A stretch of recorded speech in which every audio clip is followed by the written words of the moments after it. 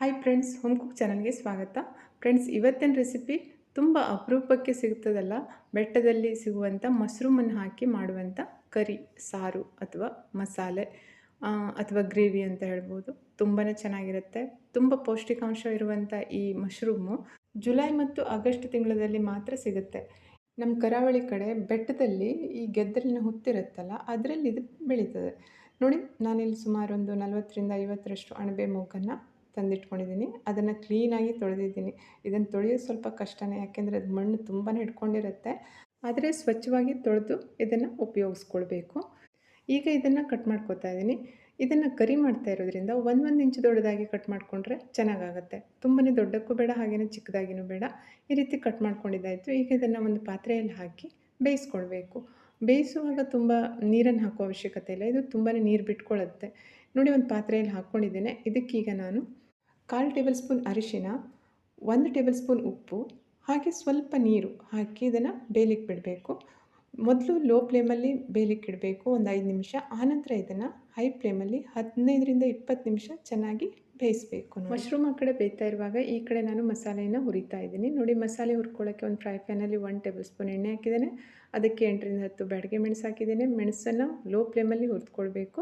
ಆನಂತರ ಇದಕ್ಕೆ 2 table spoon ಕೊತ್ತಂಬರಿ ಬೀಜ, ಅರ್ಧ ಟೇಬಲ್ ಸ್ಪೂನ್ ಸೋಂಪು, ಅರ್ಧ ಟೇಬಲ್ ಸ್ಪೂನ್ನಷ್ಟು ಜೀರಿಗೆ, ಇವಿಷ್ಟನ್ನು ಲೋ ಫ್ಲೇಮಲ್ಲಿ ಹುರಿದುಕೊಳ್ಬೇಕು. ಒಳ್ಳೆ ಪರಿಮಳ ಬಂದ ತಕ್ಷಣ ಅದಕ್ಕೆ 8-10 ಕಾಳುಮೆಣಸು, 4-6 ಲವಂಗ, ಸ್ವಲ್ಪ ಕಲ್ಲು ಹೂವು, 1 ಚೂರು ಜಾಯಿಕಾಯಿ, ಅನಂತರ 1 ಇಂಚಷ್ಟು ಚಕ್ಕೆ, ಅರ್ಧದಷ್ಟು ಜಾವಿತ್ರಿ, 2 ಚಕ್ರಮೊಗ್ಗು, 2-3 ಏಲಕ್ಕಿ, ಇವಿಷ್ಟನ್ನು ಹಾಕಿ ಚೆನ್ನಾಗಿ ಹುರ್ಕೊಳ್ಬೇಕು. ಗ್ಯಾಸ್ ಫ್ಲೇಮ್ ಮಾತ್ರ ಲೋ ಅಲ್ಲಿರಬೇಕು. ನೋಡಿ, ಇದೆಲ್ಲ ಹುರಿದಾದ ನಂತರ ಕೊನೆಯದಾಗಿದ್ದಕ್ಕೆ ಒಂದು ಅರ್ಧ ಟೇಬಲ್ ಸ್ಪೂನ್ನಷ್ಟು ಕಸಕಸೆಯನ್ನು ಹಾಕಿ ಫ್ಲೇಮಿಂದ ತೆಗೆದು ಬೇರೆ ಪ್ಲೇಟಲ್ಲಿ ತಣ್ಣಗಾಗಲಿಕ್ಕೆ ಇಡ್ತಾಯಿದ್ದೀನಿ.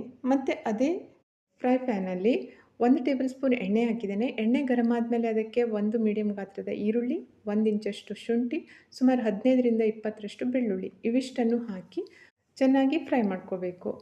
ಈರುಳ್ಳಿ ಮತ್ತು ಬೆಳ್ಳುಳ್ಳಿ ಸ್ವಲ್ಪ ಕಲರ್ ಚೇಂಜ್ ಆದಮೇಲೆ ಅದಕ್ಕೆ ನಾನು 1 ದೊಡ್ಡ ಗಾತ್ರದ ಟೊಮೆಟೊವನ್ನು ಸಣ್ಣಕ್ಕೆ ಕಟ್ ಮಾಡಿ ಹಾಕಿ ಇದನ್ನು ಸಹ ಇದರ ಜೊತೆ ಹುರಿದುಕೊಳ್ತಾ ಇದ್ದೀನಿ. ಗ್ಯಾಸ್ ಫ್ಲೇಮನ್ನು ಲೋ ಟು ಮೀಡಿಯಮ್ ಇಟ್ಕೊಂಡು ಈ ಟೊಮೆಟೊ ಮತ್ತು ಈರುಳ್ಳಿಗಳನ್ನು ಹುರ್ಕೊಳ್ಬೇಕು. ನೋಡಿ, ಈ ರೀತಿ ಕಲರ್ ಚೇಂಜ್ ಆಗಬೇಕು. ಆನಂತರ ಇದಕ್ಕೆ ಒಂದು ಚಿಕ್ಕ ಗಾತ್ರದ ತೆಂಗಿನಕಾಯಿಯ ಅರ್ಧ ಭಾಗವನ್ನು ತುರಿದು ಹಾಕ್ತಾಯಿದ್ದೀನಿ. ಇದು ಹಸಿ ತೆಂಗಿನಕಾಯಿ. ಒಣಗೊಬ್ಬರಿ ಸಹ ಹಾಕೋಬೋದು, ಆದರೆ ಫ್ರೆಶ್ ತೆಂಗಿನಕಾಯಿ ತುರಿ ಹಾಕೋದ್ರಿಂದ ಸಾರು ತುಂಬಾ ಟೇಸ್ಟಾಗಿ ಬರುತ್ತೆ. ಇದನ್ನು ಸಹ ಗ್ಯಾಸ್ ಫ್ಲೇಮನ್ನು ಲೋ ಟು ಮೀಡಿಯಮ್ ಇಟ್ಕೊಂಡು ಒಂದು 4-5 ನಿಮಿಷ ಚೆನ್ನಾಗಿ ಹುರ್ಕೊಳ್ಬೇಕು. ಈ ತೆಂಗಿನಕಾಯಿ ಹುರಿದಾಗ ಒಳ್ಳೆ ಪರಿಮಳ ಬರುತ್ತೆ ನೋಡಿ, ಅಲ್ಲಿ ತನಕ ಹುರ್ಕೊಂಡ್ರೆ ಸಾಕು. ನೋಡಿ, ತೆಂಗಿನಕಾಯಿ ತುರಿ ಹುರಿದುಕೊಂಡಾಯಿತು. ಗ್ಯಾಸ್ ಫ್ಲೇಮನ್ನು ಆಫ್ ಮಾಡಿ ಇದನ್ನು ಕೆಳಗಡೆ ಇಳಿಸ್ತಾ ಇದ್ದೀನಿ. ಹಾಗೆಯೇ ಇದು ತಣ್ಣಗಾದಮೇಲೆ ಇದನ್ನು ಮಿಕ್ಸರ್ ಜಾರಲ್ಲಿ ಹಾಕಿ ಗ್ರೈಂಡ್ ಮಾಡ್ಕೊಳ್ಳೋಣ.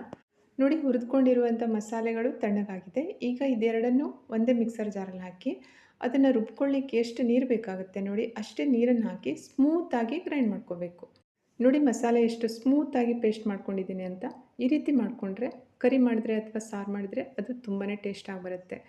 ಹಾಗೆಯೇ ಬೇಯಲಿಕ್ಕೆ ಇಟ್ಟಿರುವಂಥ ಮಶ್ರೂಮ್ ಕೂಡ ತುಂಬಾ ಚೆನ್ನಾಗಿ ಬೆಂದಿದೆ. ಎಷ್ಟು ನೀರು ಬಿಟ್ಕೊಂಡಿದೆ ನೋಡಿದ್ದು. ಈಗ ಇದಕ್ಕೆ ರುಬ್ಕೊಂಡಿರುವಂಥ ಮಸಾಲೆಯನ್ನು ಹಾಕಿ ಚೆನ್ನಾಗಿ ಮಿಕ್ಸ್ ಮಾಡಬೇಕು. ಮಿಕ್ಸ್ ಮಾಡುವಾಗ ನೋಡಿ, ತುಂಬಾ ಒಂದೇ ಸಲ ನೀರನ್ನು ಹಾಕಬಾರ್ದು. ಎಷ್ಟು ನೀರು ಬೇಕಾಗುತ್ತೆ ಅಷ್ಟು ನೀರನ್ನು ಹಾಕಬೇಕು. ಈಗ ನಾವು ಅನ್ನಕ್ಕೆ ಊಟ ಮಾಡೋದಿದ್ರೆ ಸ್ವಲ್ಪ ತೆಳ್ಳಗಾದರೆ ಚೆನ್ನಾಗಾಗುತ್ತೆ, ಅಥವಾ ರೊಟ್ಟಿ ಚಪಾತಿ ಇವುಗಳನ್ನು ತಿನ್ನೋಕ್ಕೆ ಮಾಡೋದಿದ್ರೆ ಸ್ವಲ್ಪ ದಪ್ಪ ಇದ್ದರೆ ಅದು ಸಹ ತುಂಬಾ ಚೆನ್ನಾಗಾಗುತ್ತೆ. ನೋಡಿಕೊಂಡು ನೀರನ್ನು ಆ್ಯಡ್ ಮಾಡಬೇಕು. ನಾನಿಲ್ಲಿ ಮಸಾಲೆ ಜಾರಲ್ಲಿರುವಷ್ಟು ಮಸಾಲೆಗೆ ಸ್ವಲ್ಪ ನೀರನ್ನು ಹಾಕಿ ತೊಳೆದು ಹಾಕಿದ್ದೇನೆ. ಹಾಗೆಯೇ ಒಂದು ಅರ್ಧ ಕಟೋರಿಯಷ್ಟು ನೀರನ್ನು ಹಾಕ್ತಾಯಿದ್ದೀನಿ. ನಿಮಗೆ ಸಾರಿನ ಕನ್ಸಿಸ್ಟೆನ್ಸಿ ಯಾವ ರೀತಿ ಬೇಕೋ ಆ ರೀತಿ ನೀರನ್ನು ಆ್ಯಡ್ ಮಾಡ್ಕೊಳ್ಳಿ. ಈ ಸ್ಟೇಜಲ್ಲಿ ಉಪ್ಪಿನ ರುಚಿಯನ್ನು ನೋಡಿಕೊಂಡು ಬೇಕಾದರೆ ಆ್ಯಡ್ ಮಾಡ್ಕೊಳ್ಬೋದು. ನನಗಿಲ್ಲಿ ಉಪ್ಪಿನ ಟೇಸ್ಟು ಸರಿಯಾಗಿದೆ. ಈಗ ಇದನ್ನು ಮುಚ್ಚಿ ಗ್ಯಾಸ್ ಫ್ಲೇಮನ್ನು ಮೀಡಿಯಮಲ್ಲಿಟ್ಟು 10-12 ನಿಮಿಷ ಇದನ್ನು ಕುದಿಲಿಕ್ಕೆ ಬಿಡ್ತೇನೆ. ನೋಡಿ, ಮಶ್ರೂಮ್ ಕರಿ ಒಳ್ಳೆ ಪರಿಮಳ ಬರ್ತಾ ಉಂಟು, ಚೆನ್ನಾಗಿ ಕುದ್ದಿದೆ. ಈ ರೀತಿ ಕೆನೆ ಕಟ್ಕೊಂಡಿದೆ ನೋಡಿ, ಇಷ್ಟಾದರೆ ಸಾಕು. ಕೊನೆಯದಾಗಿ ಇದಕ್ಕೆ ಸಣ್ಣಕ್ಕೆ ಕಟ್ ಮಾಡಿರುವಂಥ ಕೊತ್ತಂಬರಿ ಸೊಪ್ಪನ್ನು ಹಾಕಿ ಇನ್ನೊಮ್ಮೆ ಸರಿಯಾಗಿ ಮಿಕ್ಸ್ ಮಾಡಿ ಗ್ಯಾಸ್ ಫ್ಲೇಮನ್ನು ಆಫ್ ಮಾಡಿ ಈ ಕರಿಯನ್ನು ಸರ್ವ್ ಮಾಡ್ಕೋಬೋದು. ನಿಮಗೇನಾದರೂ ಬೆಟ್ಟದ ಮಶ್ರೂಮ್ ಸಿಕ್ಕಿದರೆ ಈ ರೀತಿ ಕರಿಯನ್ನು ಟ್ರೈ ಮಾಡಿ ನೋಡಿ, ತುಂಬಾ ಚೆನ್ನಾಗಿರುತ್ತೆ. ಇದೇ ರೀತಿ ಮಸಾಲೆಯನ್ನು ಹಾಕಿಬಿಟ್ಟು ಪೇಟೆಯಲ್ಲಿ ಸಿಗುವಂಥ ಮಶ್ರೂಮಿಂದನೂ ಮಾಡ್ಕೋಬೋದು. ನಿಮಗೇನಾದರೂ ನಾನು ಮಾಡಿರುವಂಥ ಸಾಂಪ್ರದಾಯಿಕ ಶೈಲಿಯ ಮಶ್ರೂಮ್ ಕರಿ ರೆಸಿಪಿ ಇಷ್ಟ ಆದರೆ ಪ್ಲೀಸ್ ಲೈಕ್ ಮಾಡಿ, ಹಾಗೆ ವಿಡಿಯೋವನ್ನು ನಿಮ್ಮ ಫ್ಯಾಮಿಲಿ ಫ್ರೆಂಡ್ಸ್ ಜೊತೆ ಶೇರ್ ಮಾಡಿ. ಚಾನಲ್ಗೆ ಸಬ್ಸ್ಕ್ರೈಬ್ ಆಗಿ. ಇನ್ನೊಂದು ರುಚಿಯಾಗಿರುವಂಥ ಹಾಗೆ ಹೆಲ್ದಿಯಾಗಿರುವಂಥ ರೆಸಿಪಿಯೊಂದಿಗೆ ಮತ್ತೆ ಭೇಟಿಯಾಗ್ತೇನೆ. Thank you.